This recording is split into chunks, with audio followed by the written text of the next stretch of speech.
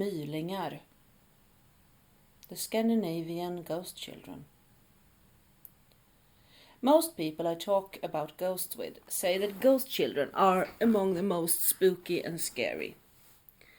Perhaps that is because a child is supposed to be something innocent, something good, and something full of life. So when they turn into ghosts, something horrible and tragic has always happened. Scandinavian folklore has a very special, extra creepy ghost child that at the same time also is one of the most tragic ones. This is the being called Myling. The word Myling comes from the Old Norse word myrda or myrding, that means murdered. Other names for this being has been used in some regions, and that are utböling or utbörding, which both means not from here. There is no record of this being from early Scandinavian Viking Age.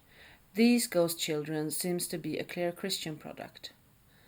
An important thing about these child ghosts are that they are never baptized and was not put in consecrated ground.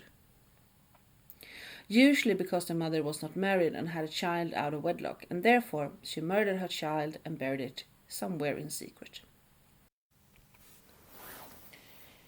To talk about Mylingar is to talk about a lot of real tragic history stuff. This is where the triggers of rape, women's very vulnerable position in life, prostitution, abortion rights, and similar issues needs to be mentioned. Because the stories about Mylingen is stories that was told to suppress women, to scare them into place. In our modern days, these stories almost disappeared for a long time. No one talked much about these beings. But in the later years, these ghost children are again very popular. Perhaps mostly because of the author Astrid Lindgren that mentioned the being in one of her tales about Emil in Lönneberga, written in 1963. The story about Emil is happening during the turn of the century between 19th and 20th century, a time when women still was being scared with stories about Mylingar and still had to live under the hard laws of patriarchy. Urban Järvid writes in an article about Mylingar that the reason these stories disappeared during the bigger part of the 20th century might be because in a time when women started to fight for the right of their own bodies, for the right to abortion and birth controls, stories like this, they just didn't fit in. Now, when we have access to that, we dare to once again talk about this being in the open. The fact that child murder was not very unusual as a crime, as that we can find so many women in the history convicted of child murder, especially during the 18th century, shows that children out of wedlock was a real problem. During parts of our history, women that got pregnant out of wedlock didn't just have to live with the shame, but they actually got punished for it by law. And that was regardless of how they got pregnant, though if it was a love affair or sexual abuse. A poor woman from medieval days up to modern days did not have much to say about it if their master they worked for, a wealthy farmer or a wealthy nobleman, wanted a bit of rolling around with her. She either agreed or got sacked from her position, a position that might be the only thing that kept her fed and sheltered, without having to turn to prostitution. Not only did they have to pay a fine, if they could not pay, and remember the women we talk about are very often poor, then they could get a sentence up to 2 weeks jail time on water and bread, aka starving in horrible conditions for 2 weeks. And the shaming rituals that they had to go through in church for months was maybe not so physically hard, but mentally it was probably scarring for life. These rituals meant to make these women feel judged by the whole community. The result of this was of course also the fact that she would not be able to get any work after this, because no one wanted to hire a bad woman, and no one certainly didn't want to marry one either. Add to that the knowledge that your child would never have any rights and also have to bear your shame for the rest of their life. So even if child murder is not something to approve of, ever, one could easily understand the desperation with these women and what makes the stories about Mylingar in modern days a bit morally tricky. You can't really side with a woman because she has murdered a child, but at the same time, her desperation and vulnerability is something we pity her for. She is also often a victim. This is the tragic story behind the ghost children in Scandinavia, and the story was, as previously stated, told to scare the young women. Both for getting pregnant, which we already established wasn't always the women's choice, but of course the stories also was there to scare the women to rather take the punishment than to murder their child. So to leave the real scary history of women and pregnancy, how did these ghost children look? How did they behave? And how did you protect yourself against them? A myling could take the form of an animal, but also a pale ghostly child that usually showed itself at the age it would have been if it had been left alive. So, no, not that many crawling ghost babies. Damn, that's a scary thought. Crawling ghost babies. Ooh. Sometimes you didn't even see it. You could just hear it crying or screaming or even singing some old tune about why it could not get to rest. You could find them in forests near swamps or piles of stones, accessible but lonely places where they would be buried, but also sometimes under wooden floors or in walls. Mylingen wanted to have a name and be buried in church ground, but it also wanted to get revenge on the mother that killed them, either by just revealing the crime or by actually killing the mother.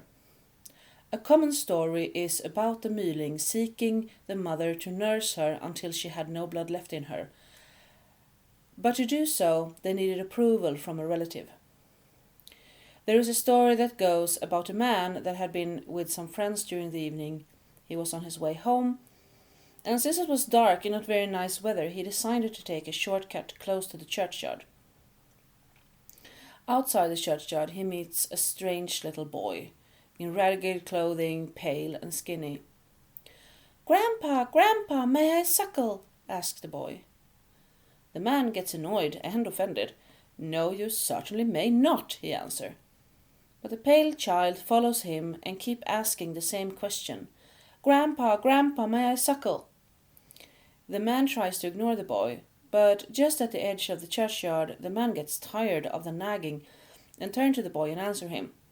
"If you have someone to suckle, go suckle, but you are not allowed to suckle from me." He then sees the most horrifying grin in the boy's face, and the boy just disappears.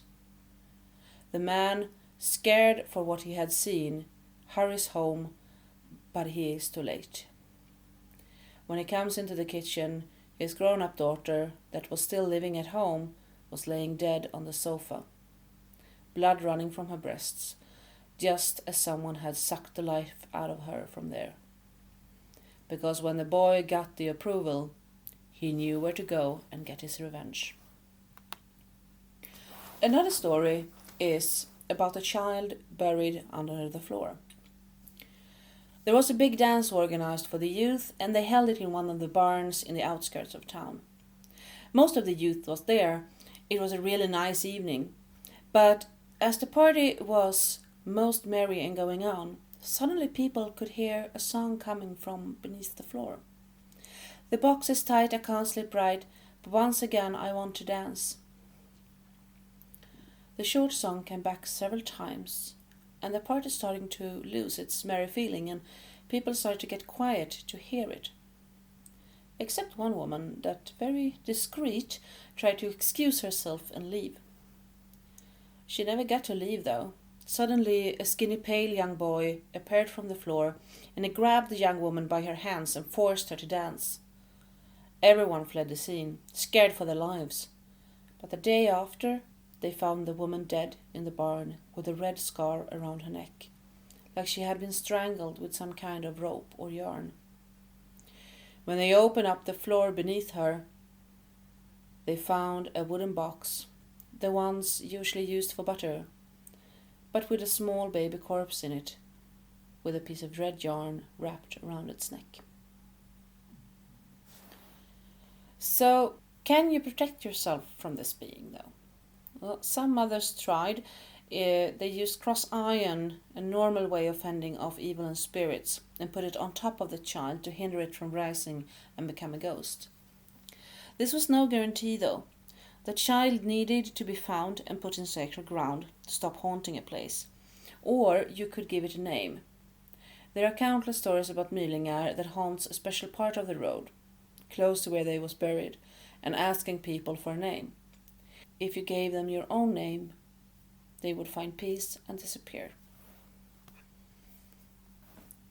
As told in the beginning of this video, the stories about Mylingar stopped being told when women got more rights and the need for scaring women for unwanted pregnancies that resulted in murder was not a thing anymore. The stories about these ghost children now have a revival, but they are still told as stories back in the old days. Very seldom do you hear about modern Mylingar. Of course, this doesn't mean there are no Mylingar anymore. Who knows what those screams are that you hear in the woods or from the walls of old houses. If you ever see a pale child at a lonely place, perhaps it is safest to offer it your name.